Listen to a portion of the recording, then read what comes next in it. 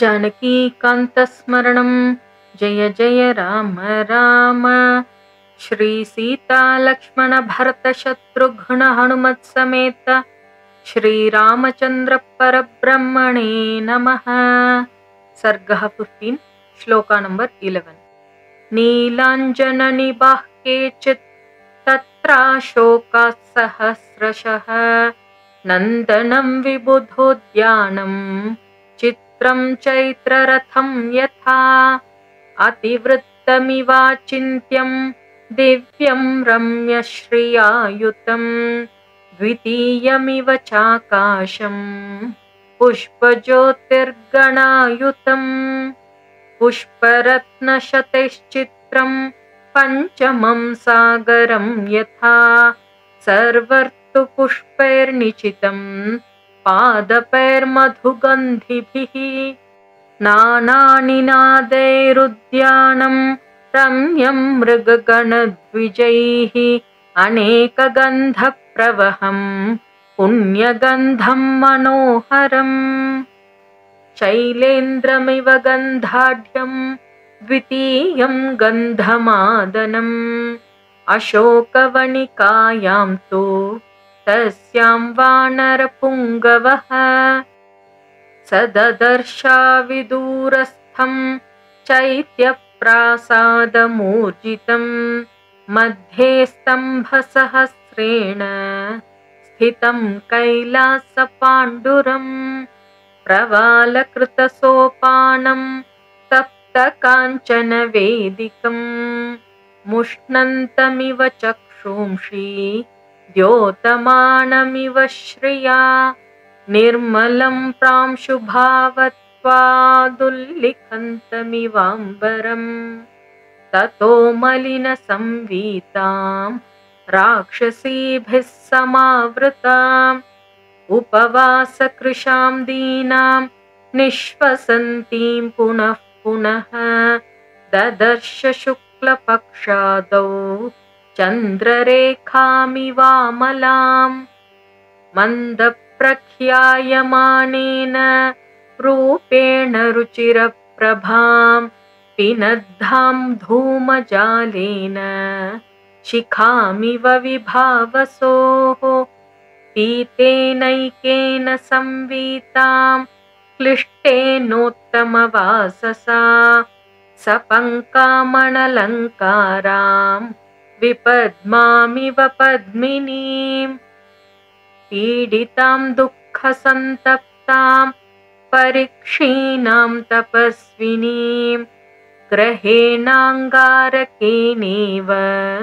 पीडितामिव रोहिणीम् अश्रुपूर्णमुखीं दीनां कृशामणशनेन च शोकध्यानपरां दीनां नित्यं दुःखपरायणां प्रियं जनमपश्यन्तीं पश्यन्तीं राक्षसीगणं स्वगणेन मृगीं हीनां स्वगणेनावृतामिव नीलनागाभयावेण्या जघनं गतयैकया नीलया नीरदापाये वनराज्यामहीमिव सुखार्हां दुःखसन्तप्तां व्यसनानामकोविदां तां विलोक्य विशालाक्षीमधिकं मलिनां तृषाम् तर्कयामास सीतेति कारणैरुपपादिभिः क्रियमाणा तदा तेन रक्षसा कामरूपिणा यथा रूपा हि दृष्टा सा तथा रूपेयमङ्गना पूर्णचन्द्राननां शुभ्रूं चारुवृत्तपयोधराम् पूर्वतीं प्रभया देवीं सर्वावितिमिरादिशः तां नीलकण्ठीं बिम्बोष्ठीं सुमध्यां सुप्रतिष्ठितां सीतां पद्मपलासाक्षीं मन्मथस्य रतिं यथा इष्टां सर्वस्य जगतः पूर्णचन्द्रप्रभामिव भूमौ सुतनुमासीनां नियतामिव तापसीं निःश्वासबहुलां भीरुं भुजगेन्द्रवधूमिव शोकजालेन महता विततेन न राजतीं संसक्तां धूमजालेन शिखामिव विभावसोः तां स्मृतिमिव सन्दिग्धां वृद्धिं निपतितामिव विहतामिव च श्रद्धामाशां प्रतिहतामिव सोपसर्गां यथा सिद्धिं बुद्धिं सकलुषामिव अभूतेनापवादेन कीर्तिं निपतितामिव रामोपरोधव्यथितां रक्षो गणनिपीडिताम् अबलां मृगशावाक्षीं वीक्षमाणां ततस्ततः बाष्पाम्बुपरिपूर्णेन कृष्णवक्त्राक्षिपक्ष्मणा वदनेना प्रसन्नेन निःश्वसन्तीं पुनः पुनः मलपङ्कधरां दीनां मण्डनार्हाममण्डितां प्रभां नक्षत्रराजस्य कालमेघैरिवावृतां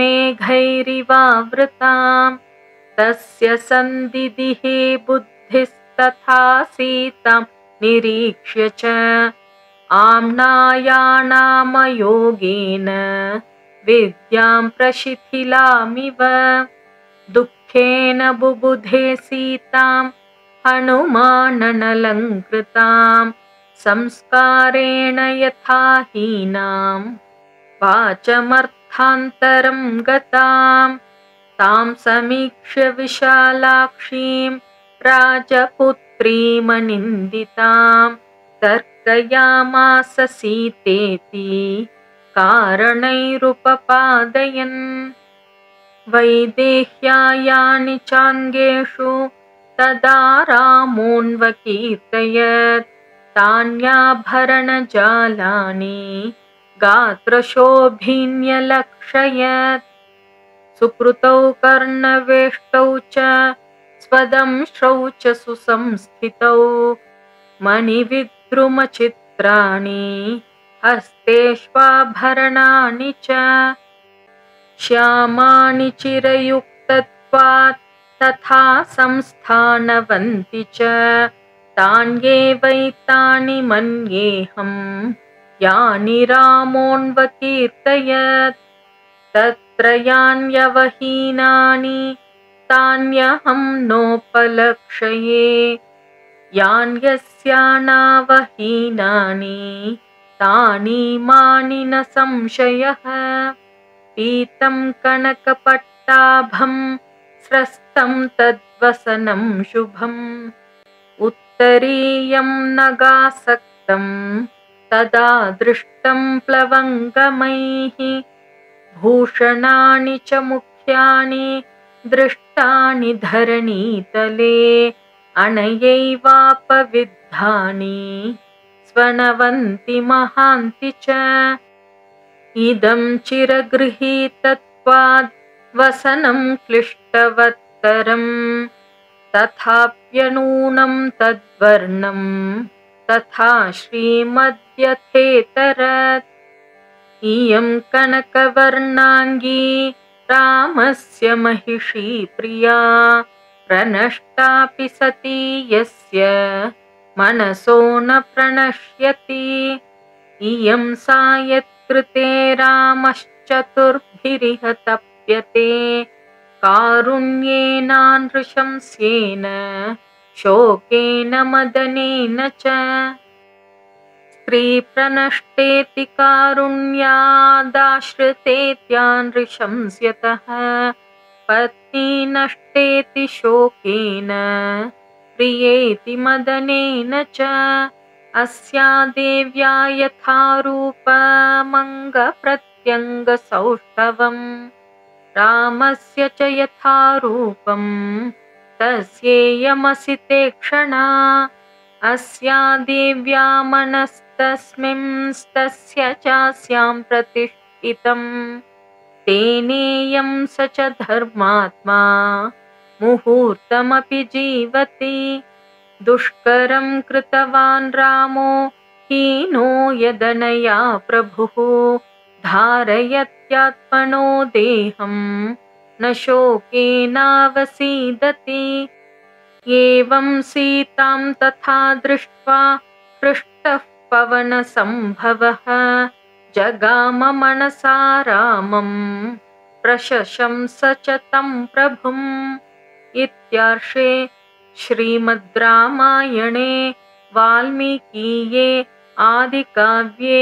सुन्दरकाण्डे 15 सर्गः जानकीकान्तस्मरणं जय जय राम राम।